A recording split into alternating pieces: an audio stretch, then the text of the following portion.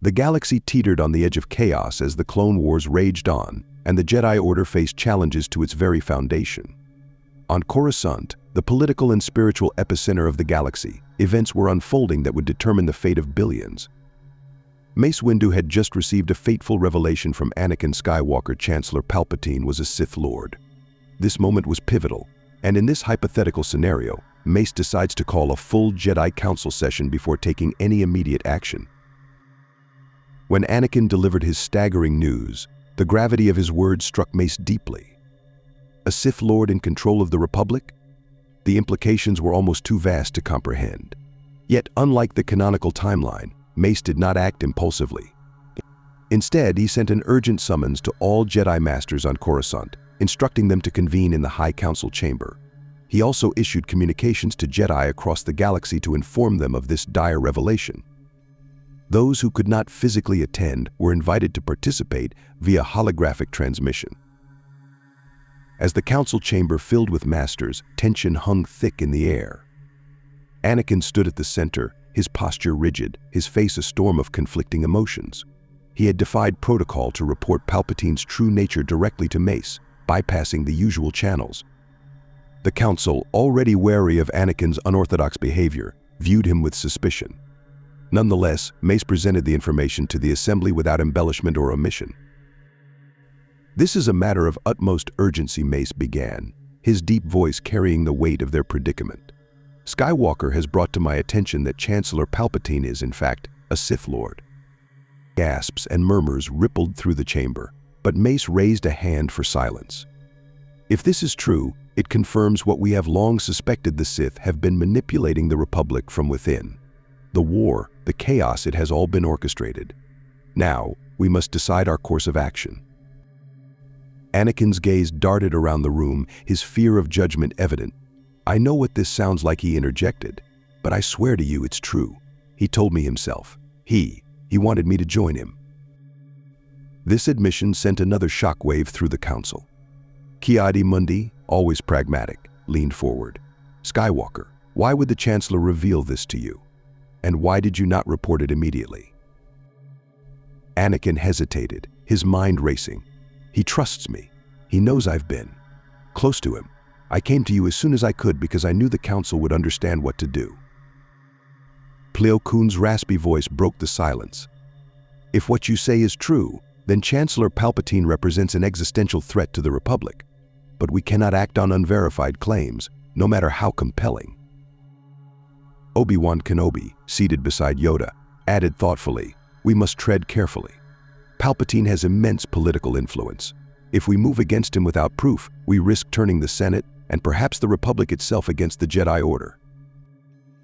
Mace nodded solemnly. "Agreed. However, this is no ordinary claim. The possibility that a Sith Lord has control over the Republic demands immediate investigation. The dark side clouds everything. We must act decisively but wisely." Yoda, silent until now, finally spoke. His voice was calm but laden with concern. "Dangerous this path is. Confront him we must. But united the Jedi must stand. Divided, the Sith will triumph." As the council debated, the room buzzed with urgency and conflicting perspectives. Some masters advocated for direct action, insisting on Palpatine's arrest without delay. Others urged caution, emphasizing the need for evidence and deliberation. They feared that any misstep could plunge the galaxy into greater turmoil or worse, validate Palpatine's likely narrative of Jedi overreach. Anakin, growing increasingly frustrated, raised his voice. "Every moment we wait, he gains more power. You don't understand, he's been playing us for years. He's behind everything." Shakti, ever composed, replied gently, "Patience, Anakin. If the Chancellor truly is the Sith Lord, he cannot escape justice. But we must ensure that justice is served correctly. Acting rashly will only serve his purposes." Anakin clenched his fists, his internal struggle evident. The weight of his secret, the one he had not yet shared, gnawed at him.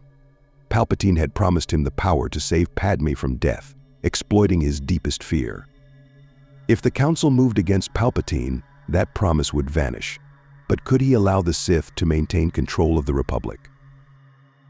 Mace, sensing Anakin's turmoil, stepped closer.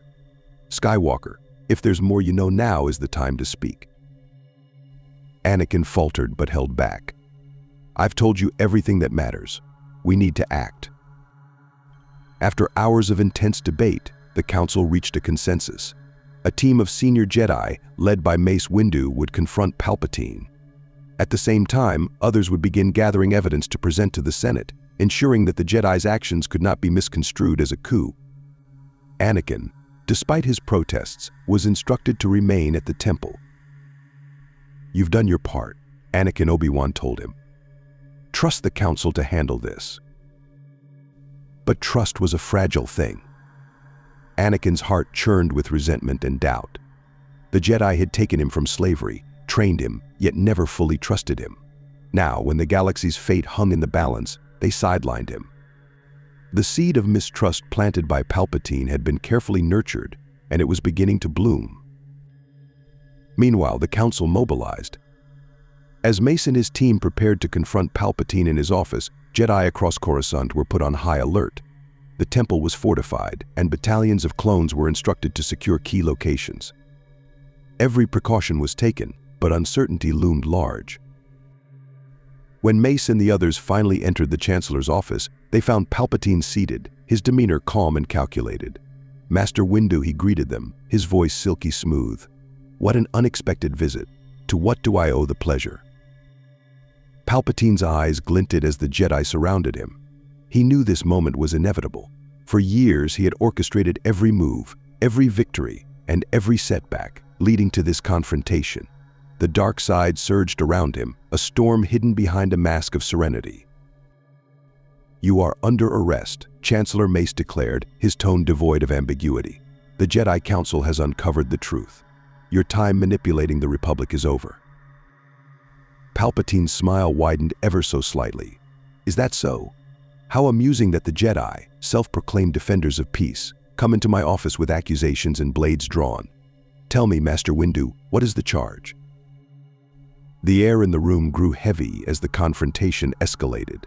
Mace stepped closer, his lightsaber igniting. "You are Darth Sidious, a Sith Lord and enemy of the Republic. Your crimes are too numerous to list. Surrender now, or we will take you by force." And thus the battle began. Palpatine's facade dropped, revealing the monstrous power he had concealed for so long. With a sudden motion, Palpatine ignited his crimson blade, leaping into a deadly assault.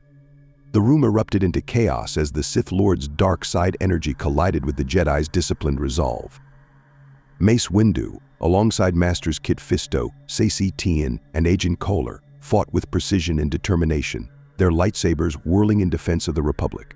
Yet, even together, they were unprepared for the ferocity of Palpatine's power. The Sith Lord moved with supernatural speed, his strikes aimed with surgical precision. Within moments, Agent Kohler and Saesee Tiin fell, their lightsabers extinguished as their bodies collapsed to the floor. Kit Fisto held his ground briefly, his calm demeanor unwavering, but he too was overpowered, leaving Mace to face Palpatine alone. Back at the Jedi Temple, tension escalated.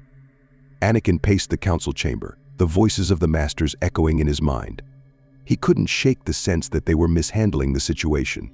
What if they underestimated Palpatine's strength? What if they failed? His thoughts drifted to Padme, the visions of her death haunting him. Palpatine had promised the power to save her, and Anakin couldn't ignore the possibility that the Jedi were about to destroy his only chance. As if driven by an invisible force, Anakin made his decision. He commandeered a speeder and raced toward the Chancellor's office, his mind a whirlwind of doubt and desperation. If the Council was wrong, if they provoked Palpatine without understanding his true nature, it could spell disaster. And if they were right, they might kill him before Anakin could learn the secret to saving Padme. Meanwhile, Mace and Palpatine's duel reached a fever pitch.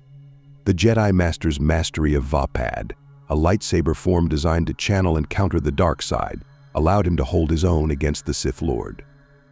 Mace's blade crackled against Palpatine's, the energy of their conflict resonating throughout the office.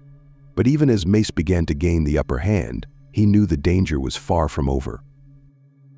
The door to the office burst open as Anakin arrived, his eyes wide with urgency. He saw Mace pressing his advantage, his purple blade poised to strike down the disarmed Sith. Palpatine, his face twisted in fear or perhaps feigned fear, pleaded, "Anakin, help me. The Jedi are taking over. They want to kill me."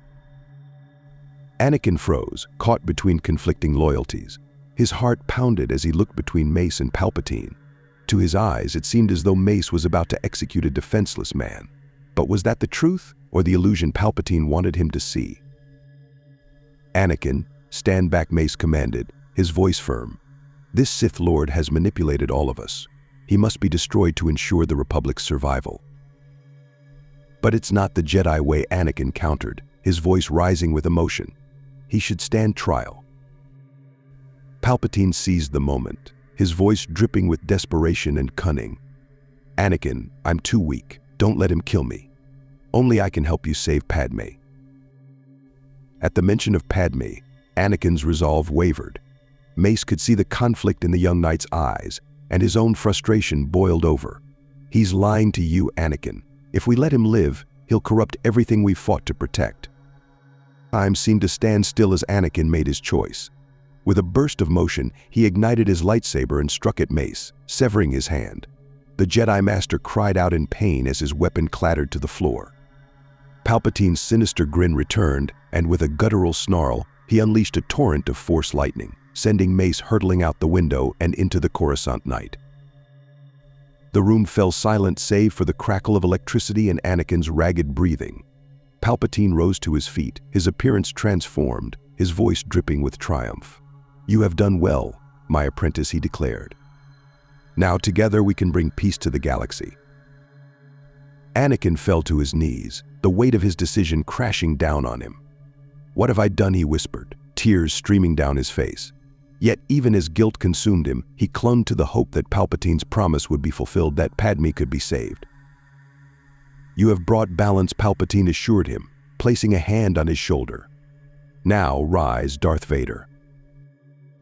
The ramifications of this moment rippled outward. The Jedi Order, weakened by the loss of Mace Windu and the division within its ranks, found itself hunted as Palpatine declared them traitors to the Republic.